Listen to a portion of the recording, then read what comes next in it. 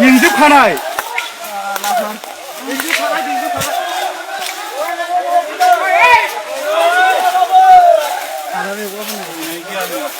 हाग्रा जोब्बा बहा थागोन हाग्रा जोब्बा बहा थागोन नोंसोर हा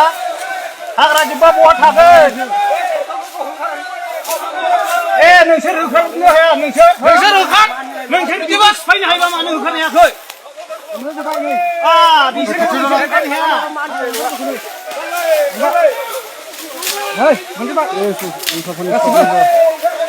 मोनजोबा गासिबो नै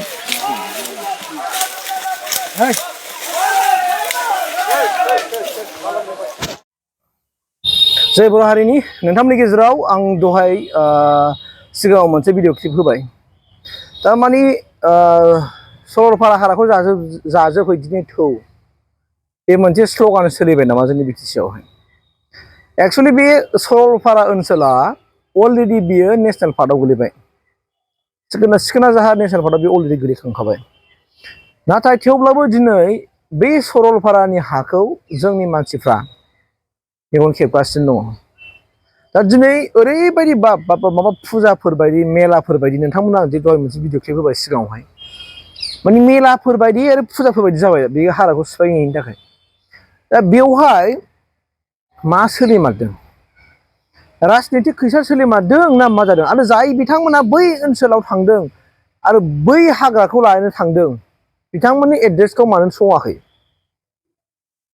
बिथांमोननि साफानि आधार कार्डखौ मानो नागिराखै बिथांमोननि साफा आधार कार्डखौ नागिरदो आरो बिखौ खबर लादो जे बिथांमोनहा बै जायगायाव जे जायगायाव थायो बे जायगायाव बिथांमोनहा हा दंना गैया बिथांमोना जे जायगायाव थादों दा बे जायगाया बिथांमोननि थाखाय माने हा दंना गैया बिस्राङा ना हा थाखानानैबाबो दिनै बिथांमोना गुबुन जायगायाव फैनानै दिनै बारि बागान खालामनो होननानै माबा मोनसे बागान खालामनानै बिथांमोना हाखौ दखल खालामना लाफैनो नागिरदों नामा आरो मिथिंगाखौ बिथांमोना जोबस्रांहोनो नागिरदों नामा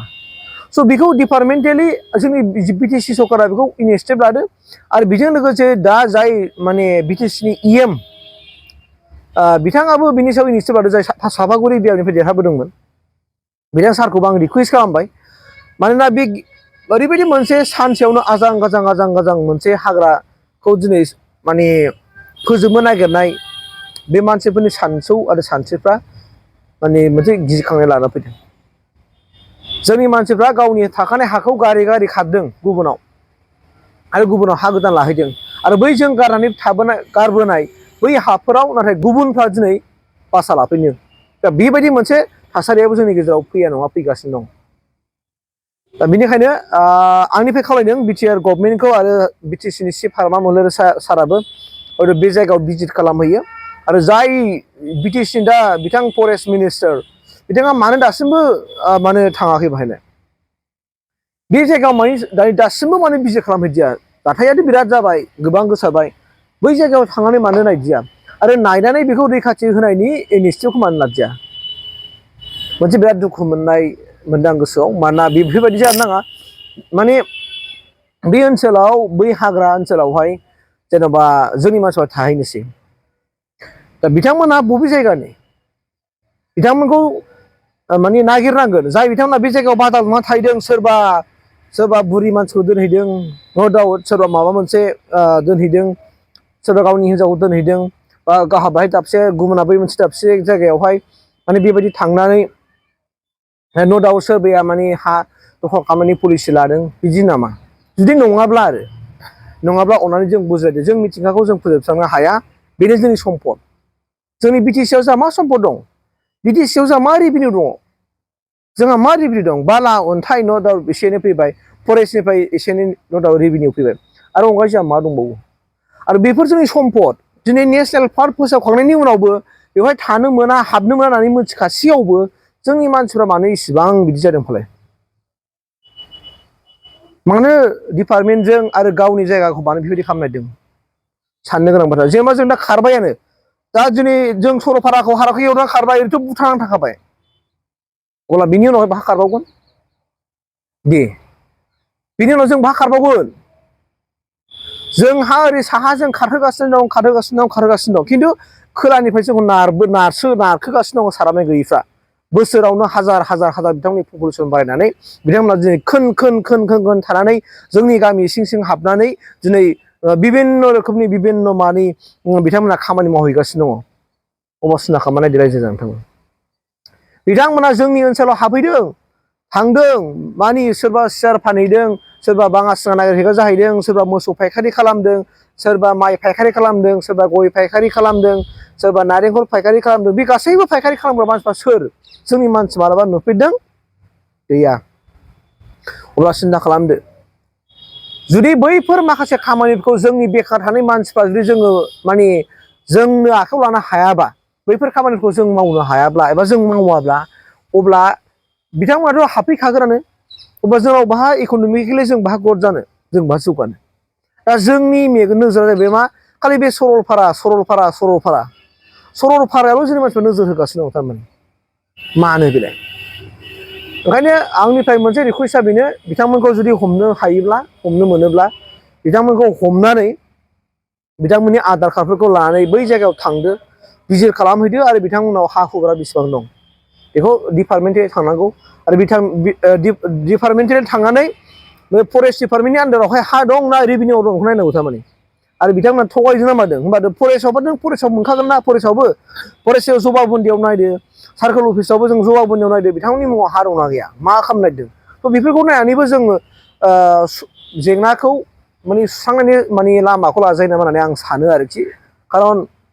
बे मोनसे जोंनि गेजेरावहाय दा जि सोलिबाय थानाय माने मोनसे ट्रेन्डिं जागासिनो दं दा गोबां मानसिफ्रानो बेहा पलिटिकेलि इनभल्भ दं होननानै थांनाय समावबो इउपिपिएल सरकार थानाय समाव इउपिपिएल सरकाराबो बुंबाय बियो पलिटिकेलि इनभल्भ दं होननानै बे हारा सिफायनायावहाय राजखान्थियारि माखासे खैसार दं होननानै आरो नै दानि